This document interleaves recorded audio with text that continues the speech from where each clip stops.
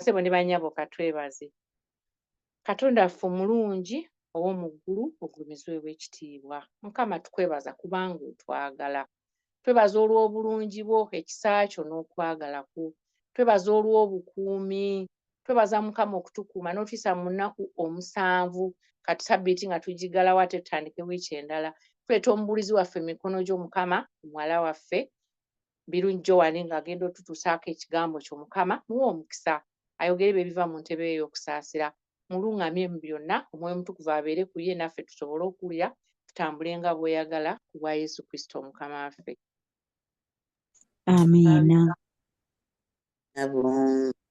Amiina nnyo. Amiina. Yanziza nnyo nnyabo naye anzeege okunnyanjula. Mirembe Viola aba mukulu wange era kansuubire siimukole Yakobo kye yakola Esawu.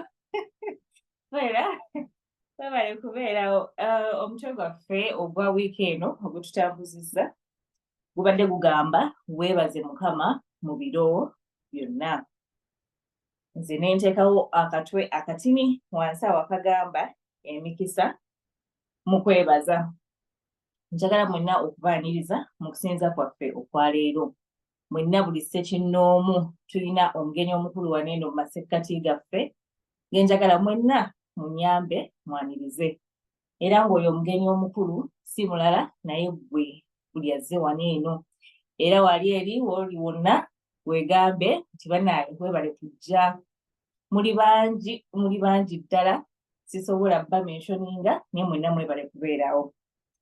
Njagala okubeebaza era okuba nga mwerekereza byonna bye mwandikoze ne mujja tubeerewo ffenna mu kuyiga n'okusinza. Njagala ngabaneko nammwe mukyalo kumu gwatera okunsomerako simanyi oba weeteeseteese. Bayibuli yo girina yange weri wano naye ate njagala gwe onyambe onsomereko. Njagala gabanako nammwe ennyiriri 3 eziva mu bitabo eby'enjawulo. Nga lwaki nzigabana? Nti kubanga zituyambako nga mu bulamu bwaffe bunene obw'ekikristaayo bwe tutambula. Esooka gye ngenda osoma etujjukiza nti ffe baani oba ki kye tuli nga tuli wano eno ku nsi. Tugenda kusomako okuva mu kitabo, nja byogera mu Luzungu oba mu Luganda bimbuzaamuko. Deuteronomy 7:6. Deuteronomy chapter 7:6. Kino nga kituddamu ekibuuzo nze ani. Deuteronomy chapter 7:6. Eky'amateeka essula y'omusanvu olunyiri olw'omukaaga. Chapter 7:6. Agamba bw'ati: kubanga gw'oli ggwanga ttukuvu eri Mukama Katonda wo. Mukama Katonda wo yakulonda okuba eggwanga ery'envuma gy'ali, okusinga amawanga gonna agali. Kanziremu. Kubanga gw'oli ggwanga ttukuvu eri Mukama Katonda wo. Mukama Katonda wo yakulonda okuba eggwanga ery'envuma gy'ali, okusinga amawanga gonna agali ku maaso g'ensi. Waawo, bannange oli ggwanga ttukuvu. Iggwe nange abali wano olwaleero tuli ggwanga ttukuvu era tuli balonde okusinga amawanga maki amalala gonna. Ekirala omukristaayo kyesandyagadde yeerabire era atambulize ku mutima bikula Exodus chapter 20. Gano ge mateeka. Oba nandibabuuza nabubuuza buli omu ayogereyo amateeka 2 nga bw'agalina ku mutima. Mukyalo kumu wekakasa tutandikira awo, simanyi oba jjajja Norfolk kwali Mama Samari, naye katukisome tuve mu Exodus chapter 20 tutandikira awo. Twejjukanye amateeka 10 kuba tegateekeddwa tuba ku mutima. Waliwo akayimba eno akayimbirwa kwaya ndowooza baliyita His Majesty kigamba nti amateeka y'engeri yaani ya Mukama era ndabirwamu etuyamba. Mukyala okumu oba oli ready? Genda maaso. Oyagala nve ku lunyiri olusooka? Kuba njagala gonna 10 tugafune naye ojja kunnyamba ogayiseemu speed. Kale. Tuli mu kuva essula ya 20 okuva ku lunyiri olusooka. Era agamba bw'ati: Katonda n'ayogera ebigambo bino byonna ng'ayogera nti, nze Mukama Katonda wo eyakuggya mu nsi ey'e Misiri mu nnyumba ey'obuddu. Tobanga na bakatonda balala wendi. Etteeka eryokubiri agamba teweekoleranga ekifaananyi ekyole newankubadde ekifaananyi eky'ekintu kyonna kyonna ekiri waggulu mu ggulu newankubadde ekiri wansi ku ttaka newankubadde ekiri mu mazzi agali wansi w'ettaka. Tobivuunamiranga ebyo so tobiweerezanga, kubanga nze Mukama Katonda wo ndi Katonda wa buggya abiwalana ku baana ebibya bajjajja baabwe okutuusa ku mirembe egy'okuba nakasatwe n'egy'okuba nakana egy'abantu abankyawa. Era addiramu abantu nga 10,000 abanjagala abakwata amateeka gange. Eryokusatu, tolayiriranga bwereere linnya lya Mukama Katonda wo, kubanga mu maaso ga Mukama omusango guli musinga omuntu alayirira obwereere erinnya lye. Eryokuna, jjukira olunaku olwa Ssabbiiti okulutukuzanga. Ennaku 6 okolanga emirimu gyo gyonna, naye olunaku olw'omusanvu ye Ssabbiiti eri Mukama Katonda wo. Olunaku olwo tolukolerangako mirimu gyo gyonna. So si naawe wekka, newankubadde omwana wo omulenzi, newankubadde muwala wo, newankubadde omuddu wo, newankubadde omuzaana wo, newankubadde ebisolo byo, newankubadde munnaggwanga ali omumu, kubanga mu nnaku 6 Mukama mwe yakolera eggulu n'ensi, ennyanja n'ebintu byonna ebirimu, n'awummulira ku lunaku olw'omusanvu. Mukama kyeyava aluwa omukisa olunaku olwa Ssabbiiti n'alutukuza. Etteeka eryokutaano, kitaawo ne nnyoko obassangamu ekitiibwa. Ennaku zo zibe nnyingi ku nsi gy'akuwadde Mukama Katonda wo. Ery'omukaaga, tottanga.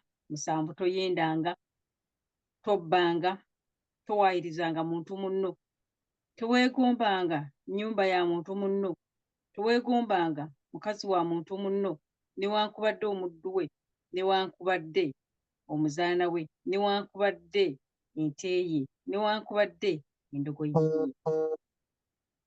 Weebale nnyo nnyabo. Ge gabadde amateeka 10 naye kansuubire nti tugayina ffenna ku mutima. Kakati oluvannyuma lw'okutegeera nti ffe baani tuli ggwanga ddonde era ne tumanya nti tuteekeddwa kutambula n'ekifaananyi kya Mukama oba mu mpisa ye amateeka 10, naye ate tetwerabira n'okutambulira mu ngeri ya Kristo, tetwerabira kutambulira mu mwoyo. Era katusomeko mu Galatians chapter 5 verse 22. Galatians chapter 5 verse 22. Agamba atya?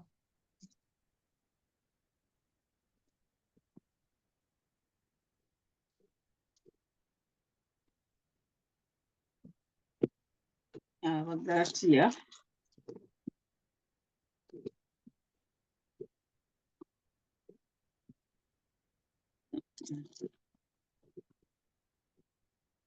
Bagalatiya essula 5 olugiriri olwa 22 agamba bw'ati nti naye ebibala eby'omwoyo kwe kwagala, okusanyuka, emirembe, okugumiikiriza, ekisa, obulungi, okukkiriza, obuwombeefu, okwegendereza, tikubiringa ebyo wali mateeka.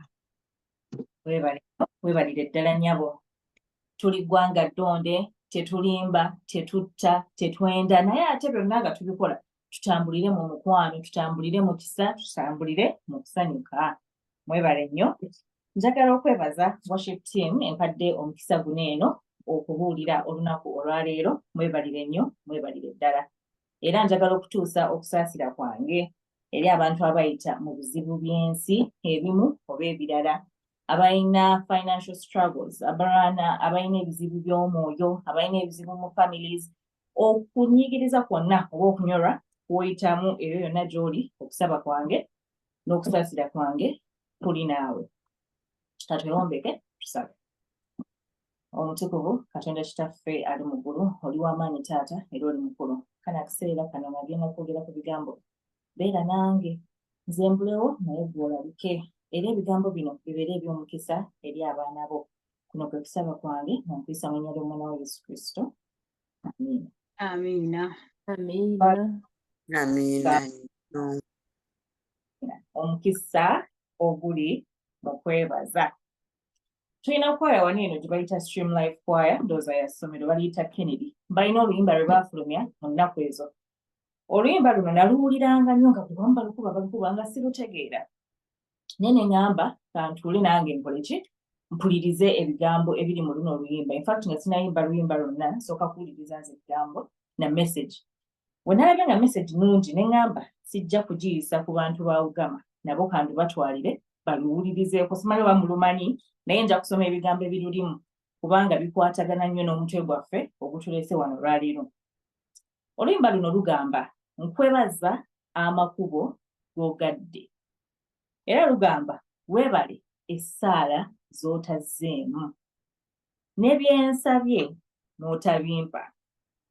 Lugamba ondaze nti gwe Katonda.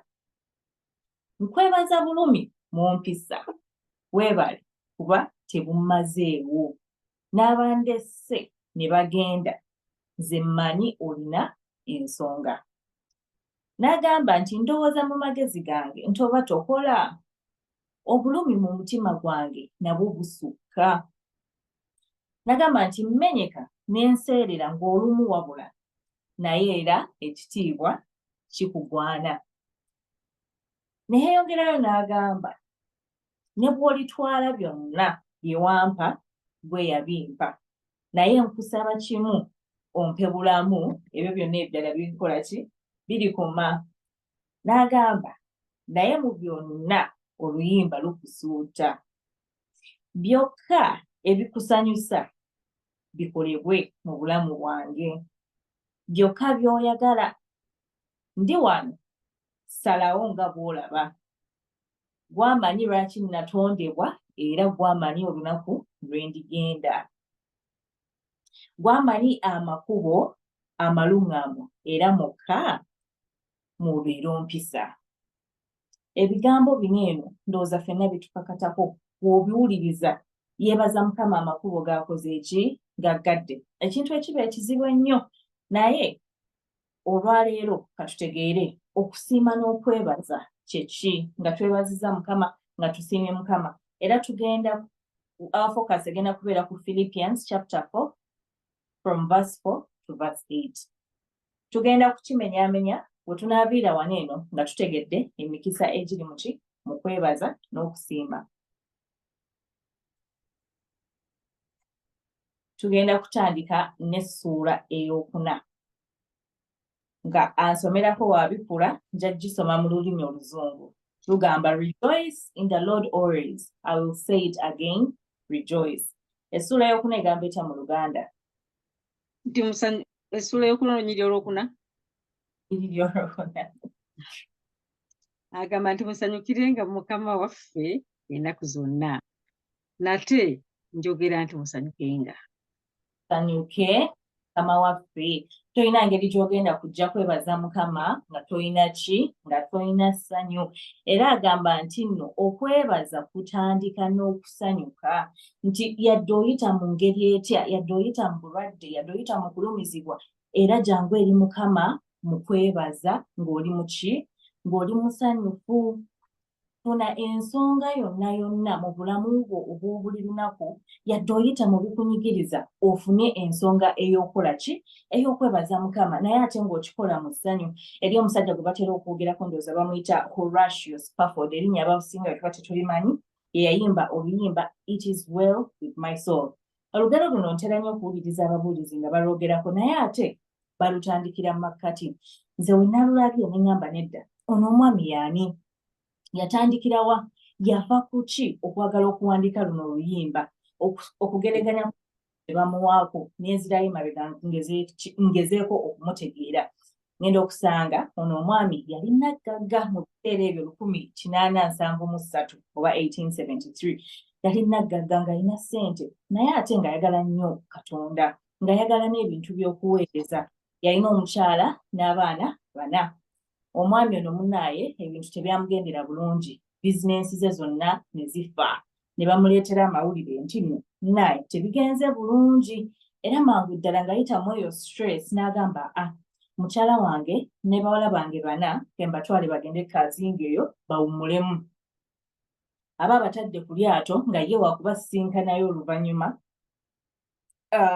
agenda okuddamu okuwulira nga bamugamba munaye bituuseewo eryato likoze litya libinuse ligudde mu mazzi era abaliko abasinga tebakoze eki tebasavaivinze.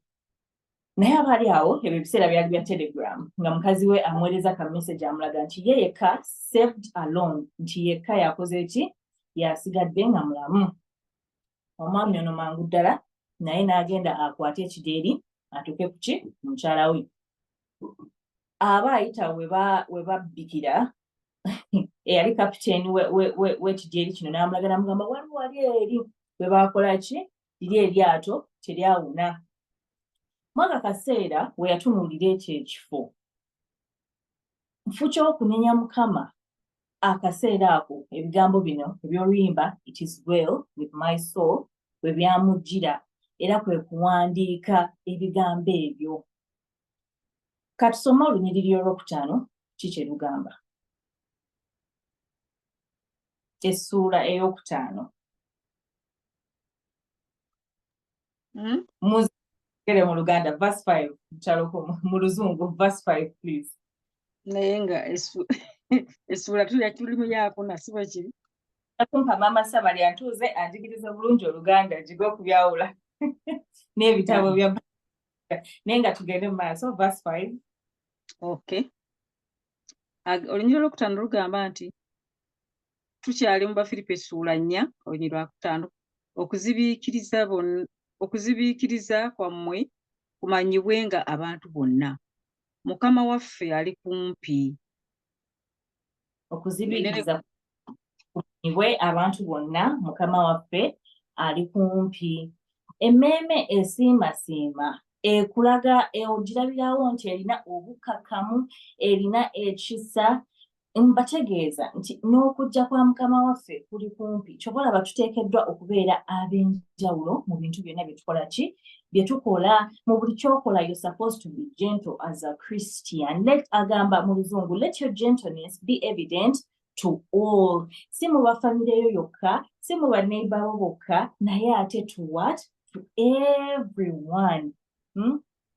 Wali olabyeko omuntu oba omanyiyo omuntu eyo nga ye buli kintu kyonna respondinga with kindness, no matter what you do to them, no matter what happens in their life, nga respondinga with kindness, nga muntu ali gentle, nga muddawo ne mugabano ne mani ono omuntu ng'alina obukkakkamu obutali bwaki obutali bwa bulijjo. Nze when nsoma verse 5 specifically bantu babiri abanzira mu mutwe. Asooka the first Christian martyr bwe bali bayita Stephen.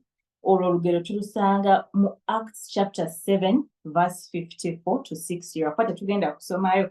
Naye ate ono omwami ekyankwata nga musomyeko nti baali bamukuba amayinja ng'ayita mu bulumi obungi ewataali nsonga.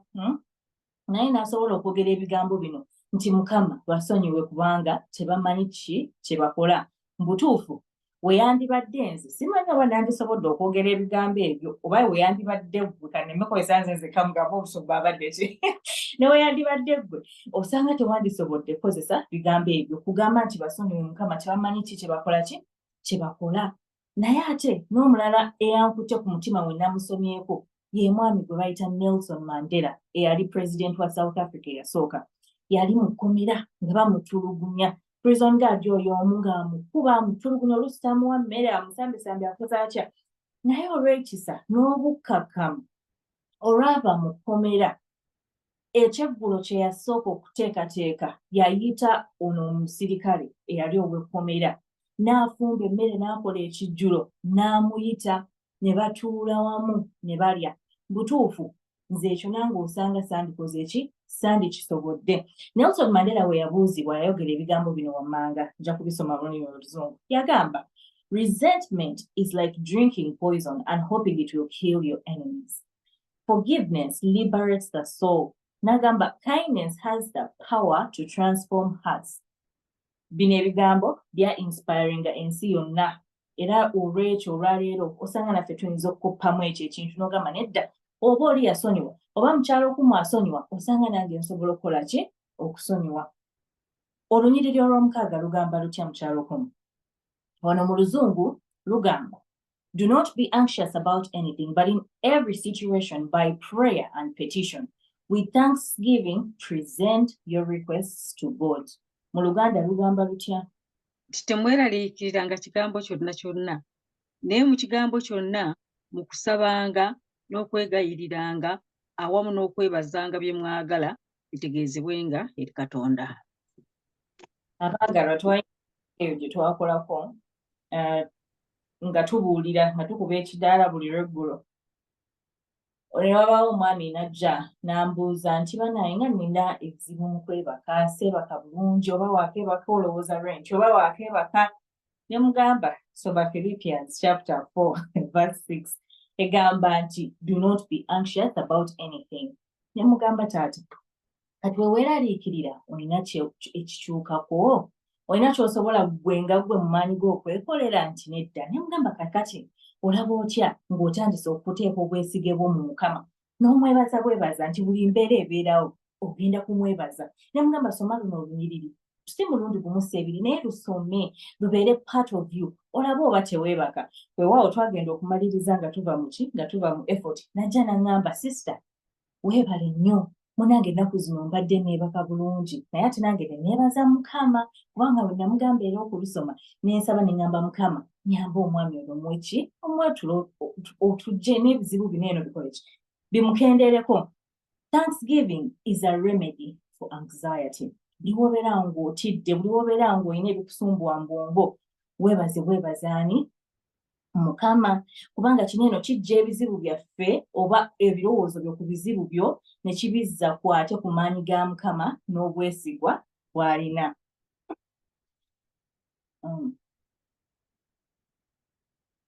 Nze omuntu gwe ndabawo wano eno eyalina okweraliikirira eyali mu kaseera ak'obuzibu naye ate n'akulaga nti yeesiga Mukama. Buli we nsoma story neewuunyaamu ne ŋŋamba Mukama nze nange wandimpadde obuvumu obwo, nze wandimpadde nange okukwesiga bwe ntyo mu buseera bwange obw'obuzibu Mukama. Nange nandikoze nga Danieri bwe yakola nti bamuyise bamugambye w'otaafukamire wansi kusinza kibumbe kino eno tugenda kutta.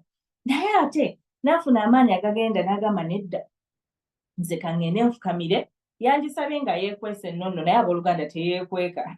Yagendera ddala bamulabira mu kadirisa n'afukamira n'asaba. Ate baneera abadde tebamwagaliza ne baddayo ne bagamba kabaka owaayi omanyi ki omusajja agaanye okusinza ekibumbe naye takomye ku ekyo ali mu kusaba mu ki mu nnyumba ye. Daniel ne bamukwata bwe batyo butereevu ne bamusuula mu kiki mu the den of lions. Bakusudde eyo naye totidde, toli mu kutya, toli mu ofukamidde bufukamizi n'ogamba Mukama. Weewaawo abooluganda nsaba Mukama naffe atuwe okumuwa obwesimba obwo nti mu biseera byaffe eby'obuzibu, mu biseera byaffe nga tetwekakasa ki kye tuyitamu twebaze bwebazi ngaani nga Daniel bwe yakola. Essula y'omusanvu egamba etya mukyalo kumu? Olunyiriri lugamba n'emirembe gya Katonda egisinga okutegeerwa kwonna ginaabakumanga emitima gyammwe n'ebirowoozo byammwe mu Kristo Yesu. Mu Luzungu agambye nti and the peace of God which transcends all understanding will guard your hearts and your minds in Christ Jesus.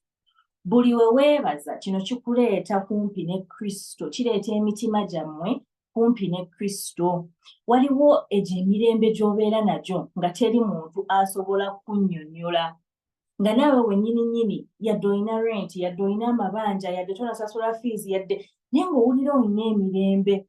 Kino kibeerawo olw'okubanga weebaza Mukama ate n'okola ki? N'omwesiga.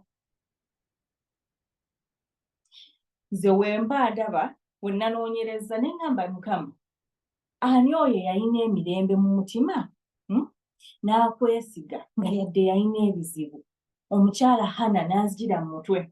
Bwe muba mujjukira, Hana yalina obuzibu nga tazaala. Naye ng'ate alina n'oyo mujja we amucyokoza buli kaseera ng'alina amujjukiza obuzibu bwe. Hana n'agenda n'asaba, bino ebintu tubisanga mu Samwiri ekisooka. Hana n'agenda n'asaba eyaliyo priest bamuyita Eri, n'alowooza obwana mutamiivu, naye ate agenda olaba omukyala si mutamiivu. Eri amala ogamba Hana, genda mu mirembe, onaakolebwa ekyo ky'okoze eki ky'osabye. Hana n'afuna emirembe mu mutima nga yadde yali tamanyi nti oba anaakifuna oba tannakifuna, naye yafuna emirembe mu mutima gwe nga yadde embeera ye yali tennakyuka. Abooluganda, tukole nga Hana bwe yakola, nti w'ofukamira ku maviivi go n'osaba ne weebaza Mukama, muli eri beera n'obwesigwa nti Mukama ajja kukikola ki? Ajja kukikola. Era mangu ddala olina emirembe, toddamu kutunula wansi, toddamu kubeera na nnyiike, naye ate weesige Mukama kubanga oba omwebazizza ng'era ajja kukola. Olunyiriri olw'omunaana lugamba lutya? Olunyiriri olw'omunaana lugamba nti ebisigaddeyo abooluganda eby'amazima byonna, ebisaanira ekitiibwa byonna, eby'obutuukirivu byonna, ebirongoofu byonna, ebyagalibwa byonna, ebisiimibwa byonna, obanga waliwo obulungi era obanga waliwo ettendo, ebyo mubirowoozenga. Lwaki tulowooza ku birungi? Lwaki tulowooza ku bituufu? Lwaki tulowooza ku ebyo ebyagalwa? Lwa nsonga nti okwebaza oba okusiima kusheepinga bino ebirowoozo byaffe. Buli w'obeera ng'olina okwebaza obeera ne positive outlook of things. Buli w'otafokasinga ku kitagenda kuvaayo nga bwe wandyagadde, naye n'ofokasinga ku Mukama kye yandikukoledde, ate ekiyinza n'okusingako ekyo gwe ky'oyagala, obeera muntu ng'oli optimistic, ng'oli positive mu buli ky'okola. Mbakubiriza nti mwesigame nnyo ku bintu Mukama by'atusuubiza. Nti ne mu kusaba kwo buli w'oba ng'osaba sooka ojje n'okwebaza, naye ate bw'oba osaba kozesa nnyo n'ennyiriri ezo oba essula ezo Mukama mwagambira nti weekwate Mukama ku bisuubizo bye, kyengezaako okugamba. Njagala mbabuuze, bwe tuba nga twogera ku kino eno, nti olina omuntu gw'omanyi eyali abonyeebonye ewatali nsonga, osanga gy'ali ng'omumanyi, naye nze gwe mmanyi ye yali Yobu. W'osoma Yobu ekisooka, ogenda okusanga nti Yobu musajja yabonaabona ewatali nsonga. Ayagadde okufaananako ng'oli omwami gwe twogeddeko mu ntandikwa Hashiyo. Yobu obugagga bwe bwonna ne bugenda, ensolo ze ne zifa, sinaki n'abaana be bennyini ne bafa. Njagala okubemu akafaananyi amawulire bwe baagaleetera Yobu nti aba atudde ne bamugamba ekisooka, oyo n'afuluma. Owokubiri n'ajja n'amugamba n'afuluma. Owokusatu n'ajja n'amugamba n'afuluma. Naye wuliriza ebigambo Yobu bye yagamba. Ngenda bisoma mu lulimi Oluzungu. Yobu yagamba, the Lord gave and the Lord has taken away. Blessed be the name of the Lord. Omuntu gwe bava okugamba amawulire amabi ag'emirundi ez'enjawulo nga 6 n'asobola okugamba nti Mukama yakoze eki? Mukama yagaba era Mukama yatwala. Omuntu bw'ati nze nsubira ne Mukama gy'ali mu ggulu abeera moved n'agamba nina omuntu ku nsi kunantegeera bw'atyo. Abooluganda naffe tukisobola era oyo yenze naawe. Bwe tusoma Job chapter 2 verse 10, mukyala we nga naye amugambye nti weegaane Katonda, Job amuddamu bw'ati. Even when his wife told him to curse God, he said, shall we accept good from God and not trouble? Abooluganda, ebintu bino eno bibeerawo olw'omuntu alina omutima ogusiima. Ndowooza Yobu yali yasiima Katonda byonna bye yamuwa, n'amanya nti oba weebiri oba tebiriiwo, nze omutima gwange guli ku ki? Guli ku Katonda. Ne waatwala byonna bye yampa, kasita ye yakola ki? Ye yabimpa. Nga tumaze okulaba bino eno byonna, njagala okubakubiriza nti ate mu kwebaza kuno eno teweebaza Mukama yekka, naye ate n'abantu be tuli nabo ab'obulijjo.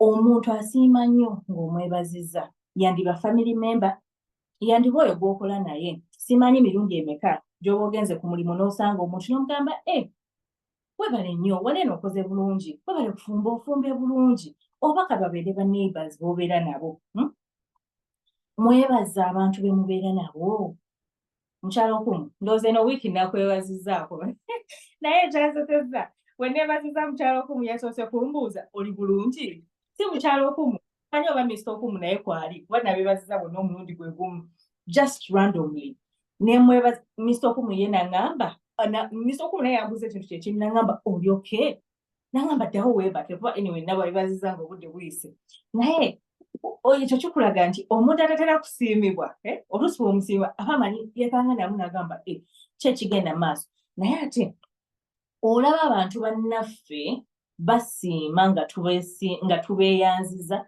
nga tubasiimye ate olwo Mukama ali mu ggulu akukolera ebyo by'omanyi n'ebyo by'otakola ki by'otamanyi. Abooluganda lwaki twebaza? Nsaba kunsomerako mu James chapter 1 verse 17 tumanye lwaki twebaza. Lwaki twebaza? James chapter 1 verse 17.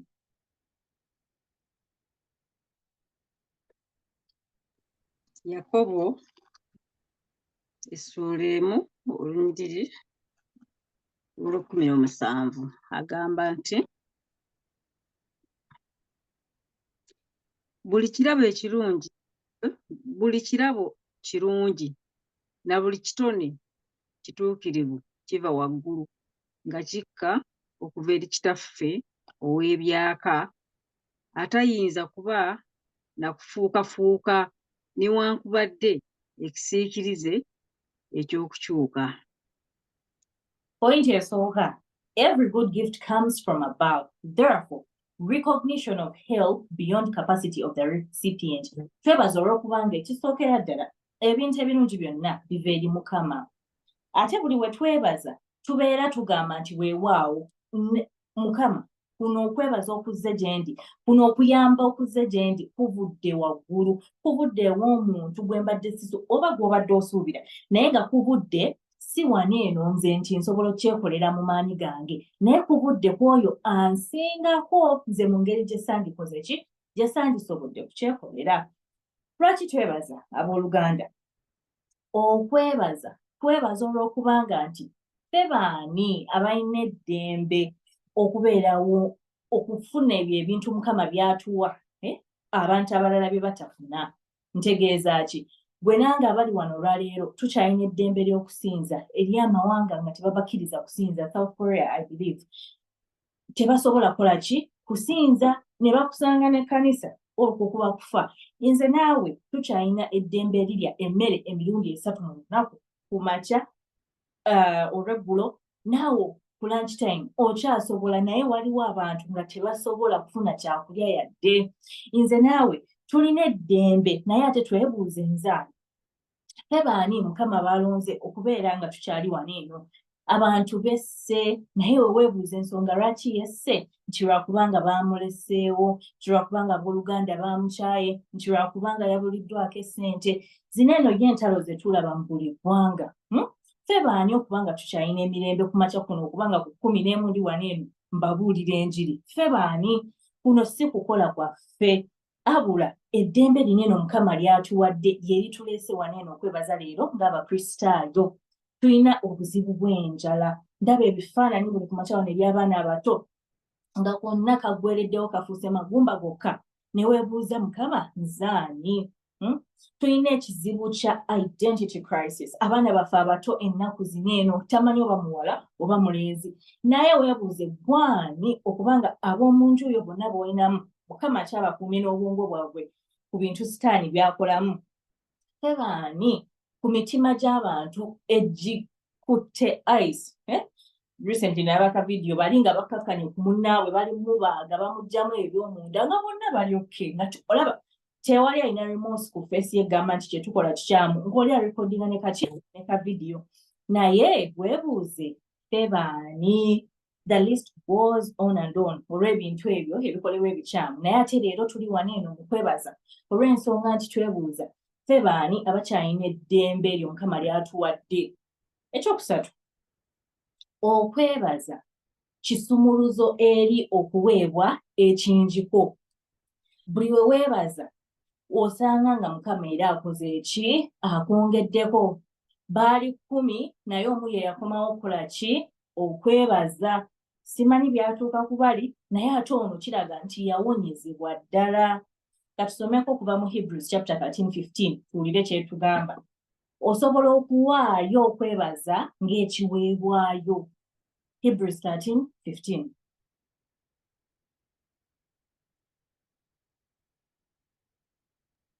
Ebbulaniya 13 olunyi lw'okumi bw'ogambye 13:13 13:15. Okay, 15. Ebbulaniya 13:15 agamba nti kale mwoyo tuweerayo eri Katonda bulijjo ssaddaaka ey'ettendo, ky'ekibala eky'emimwa egyatula erinnya lye. Ssaddaaka ey'ettendo ky'ekibala ekyatula eki? Erinnya Ky'ekibala eky'emimwa egyatula erinnya lye. lye. Okwebaza okuwaayo nga ki? Okuwaayo nga ssaddaaka nti nze Mukama sirina kye nnina, sirina kye nnyinza kuwa abula okukola ki? Okwebaza. Ekisembayo okwebaza nga ekyokulwanyisa. Obadde okimanyi nti owaayo okwebaza kisobola okukukolera ng'ekyokulwanyisa? Bwe tusoma ebikola by'abatume tulaba nti Paul ne Silas, tetugenda somayo, osobola okubikkula 2 Chronicles chapter 20. W'osoma mu bikola by'abatume osanga Paul ne Silas nga babasibye nga bali mu kkomera. Naye baakola batya? Tebaatya, abula baatandika kuyimba, baatandika kwebaza. Era mu kuyimba kuno eno kwe baakola, enjegere ne zikola ki? Ne zimenyeka. Enzigi z'omu kkomera ne zikola ki? Ne ziggula. Olwaki? Baawaayo okwebaza. Kakati ddala tutunuleko ne ku story y'omusajja ayitibwa Jehoshaphat. Otuuseewo mu kyalo kumu, 2 Chronicles chapter 20. Lwaki tutunuulidde bino ebintu ebibiri? Lwaki tutunuulidde Jehoshaphat ne Paul ne Silas? Njagala mulabe nti ne Mukama, God intervenes supernaturally when you give thanks. Otuuseewo nya? Batusomereko.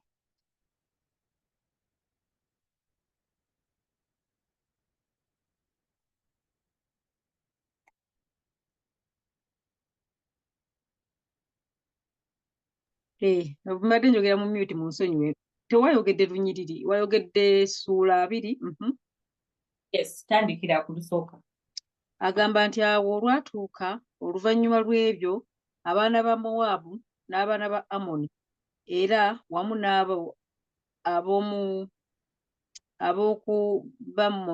kanziremu gaalubindi nazo awo olwatuuka oluvannyuma lw'ebyo abaana ba Mowaabu n'abaana ba Amoni era awamu n'abo abamu ku Bamoni ne batabani ba Yekosafaati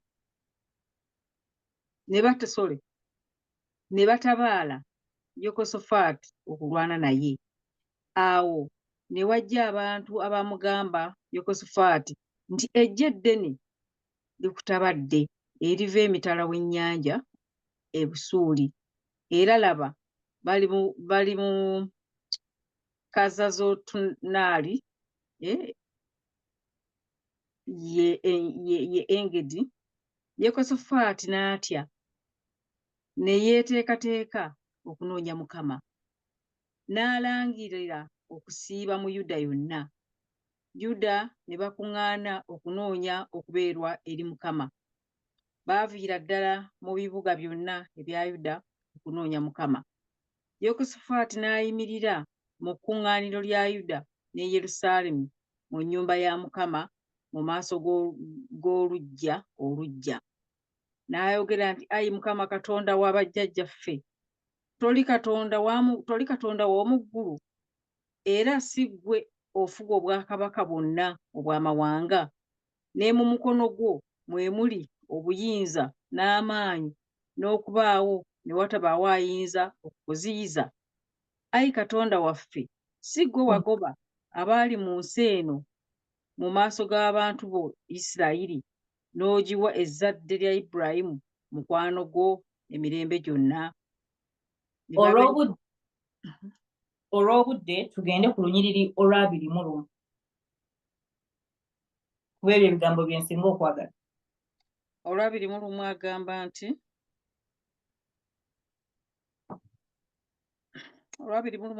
nti awo bwe yamala okuteesa n'abantu n'assaawo abo abanaayimbira Mukama ne batendereza obulungi bw'obutukuvu nga bafuluma nga bakulembedde eggye ne boogera nti mwebaze Mukama kubanga okusaasira kwe kubeerera emirembe gyonna. Yehosafaati yali atidde nga talina magye ganaalwanyisa abasajja bali abavudde emitala w'amayanja, naye n'ajja mu maaso ga Mukama n'okwebaza, era n'akozesa okwebaza kuno eno ng'ekyokulwanyisa. Ebigambo ebyo n'ayogera atya? Ebyo ebisembye ng'amaze okukulembeza abasajja okuyimba, yagamba atya? Yagamba nti mumwebaze Mukama kubanga okusaasira kwe kubeerera emirembe gyonna. Mumwebaze Mukama kubanga okusaasira kwe kubeerera emirembe gyonna. Mu nnyambe kino eno tukiddemu ffenna kubanga ffenna olwaleero tuli wano olw'okwebaza Mukama. Era okukikozesa ng'ekyokulwanyisa mwanmyutinge ffenna twogere ebigambo bino nti mumwebaze Mukama olw'okubeererawe, olw'okukola ki? Tuddiremuko ebigambo ebyo. Musumba abantu tebategedde wagambye okwanmyutinga. Abantu batusabye tuve mu myuti ffenna twogere ebigambo bino nti mumwebaze Mukama. Mwebaze Mukama kubanga okusaasira kwe kubeerera emirembe gyonna. Webale nnyo. Buli wonaabeeranga awo ng'olina ekizibu nkusaba owooluganda okozese okwebaza ng'ekyokulwanyisa ng'oyogera ebigambo ebyo. Katutunuulire ku bimu ebisembayo. Agamba nti twebaza ddi. 1 Thessalonians chapter 5 from verse 16 to 18 egamba etya? Twebaza ddi.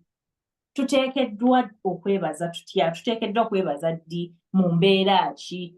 1 Thessalonians chapter 5 from verse 16 to 18.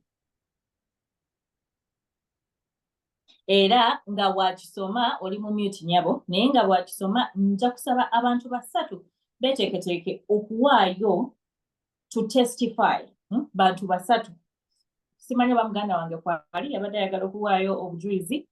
Queen Birungi naye abantu abalala babiri nabo beetegeke. 1 Thessalonians 5 agamba nti musanyukenga ennaku zonna, musabenga. Abasesalonika oba si kyekyo?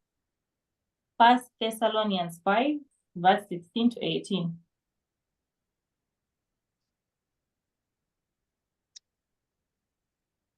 Musanyukenga ennaku zonna, musabenga obutayosa, mwebazenga mu kigambo kyonna kyonna, kubanga ekyo Katonda kyabaagaliza mu Kristo Yesu gye muli. Musanyukenga ennaku zonna. Abooluganda girwe twebaza buli wamu, buli kiseera kyonna. Asooka okwetwalirwa omukisa guno yaliwa?